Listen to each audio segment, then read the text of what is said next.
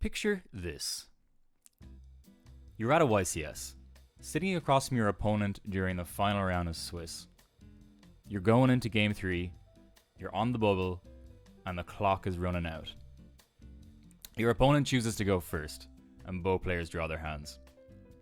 After some thinking, your opponent activates a Pot of Prosperity, allowing him to reveal 6 cards from the top of his deck and add 1 to his hand. Nestled in the unplayable garbage that he calls his deck, you see 2 copies of Ash Blossom Joyous Spring. And after Prosperity has resolved, he realizes he's fucked up, bricked, and passed on nothing like a bozo. You take a look at your hand, it's pretty bad overall. But you have a copy of Branded Fusion, a play. So you've got 2 minutes left on the clock and the pressure is mounting. You pause for a minute, and you ask yourself the question that all branded players ask themselves at least once in their lives. Is my Branded Fusion about to get ashed? The skilled duelist that you are, you know the probability that someone opens at least 1 copy of a 3 of and 40 cards is 33%. But hang on, does this work the same here? Thinking back to last turn, you remember that 2 copies of Ash Blossom were in your opponent's 6 that he revealed for Prosperity.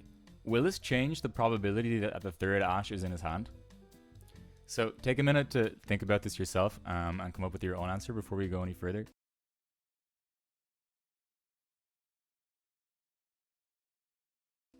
So it shouldn't, right? Like, your first instinct is that he drew his hand before he revealed the 6 for Prosperity, so it should just be the same. Your gut tells you that you're going to lose the match a third of the time, and that most players that I polled actually felt the same way. So they were sure that the chance remained at 33%, as the Pot of Prosperity can't reach back in time and change what cards he drew. However, probability doesn't care about time, it cares about information. So what if I told you the chance is actually a lot lower, at 12%? When the duel began, your opponent has a 40 card deck. In this 40 card deck are 3 copies of the cursed Ash Blossom Joyous Spring, and at the start of the game he drew 5 cards. So let's just keep these face down for now.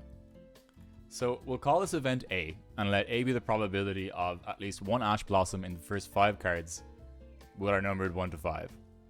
Before we reveal anything else, we take this as a given of 33%. And if you don't believe me, you can check the hypergeometric probability calculator. Okay, step 2. After drawing our 5 cards, we activate Pot of Prosperity from our hand. It banishes 6 from our extra and reveals 6 more cards from the top of our deck. These cards are numbered 6 to 11. And in these 6, we can see exactly 2 copies of Ash Blossom. So originally, there were 3 copies of Ash somewhere in the deck, but now that we have new information, we know that 2 copies of Ash actually reside in position 6 to 11. So as a result, only 1 Ash now remains unaccounted for somewhere in the remaining 33 cards. Ash has to be in position 1 to 5 or 12 to 40.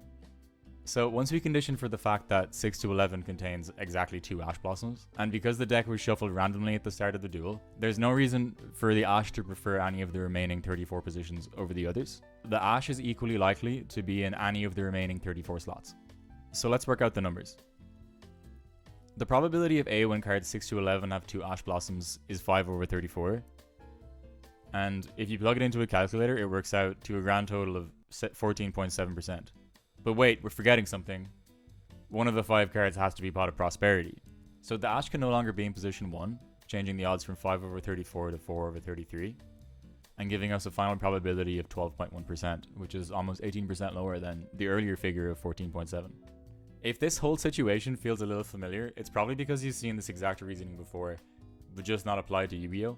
This is closely related to the famous Monty Hall problem from the game show Let's Make a Deal. So here's how that works. You're shown 3 doors, and behind 2 doors are donkeys, but the 3rd is a prize.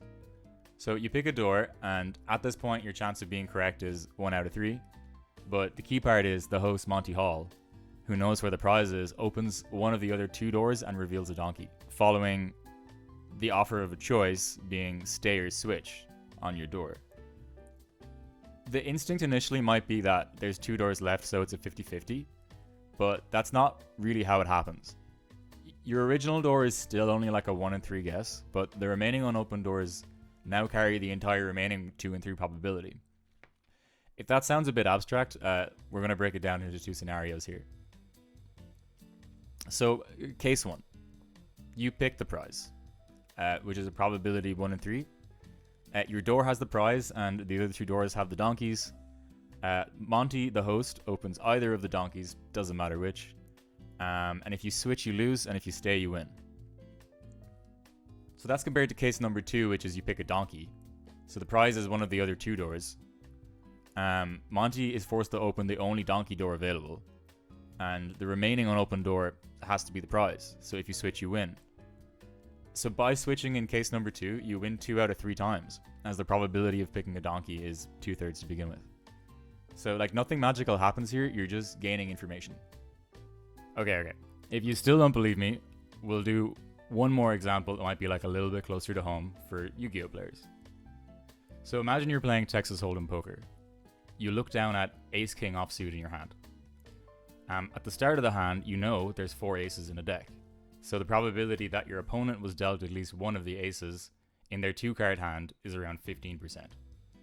That's your baseline assumption before you've seen anything else. Now, the dealer puts out the flop, and it comes Ace of Spades, Ace of Hearts, and 7 of Clubs. Instantly, something changes.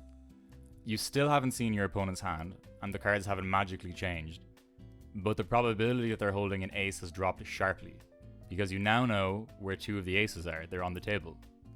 So before the flop, all 4 aces were accounted for, and after the flop, only 2 aces remain anywhere in the deck. The cards didn't move, and the past didn't change. You've just simply gained information. And the information you gained eliminated a large number of possible hands your opponent could have had. So every community card updates what hands are still plausible, and good players constantly adjust their decisions based on new information. Bot of Prosperity works exactly the same way in Yu-Gi-Oh! When your opponent reveals 6 cards and you see 2 copies of Ash Blossom, you're not changing what they drew, you're just narrowing down the set of hands that were possible all along. Just like in poker, you're not predicting the past, you're just conditioning on what you've learned. And that's why the odds shift so dramatically. So, in summary, the next time you want to slam branded fusion, you can do so knowing it's much more likely to resolve. What do you think? Do you agree? Am I an idiot? Let me know in the comments below. Thank you.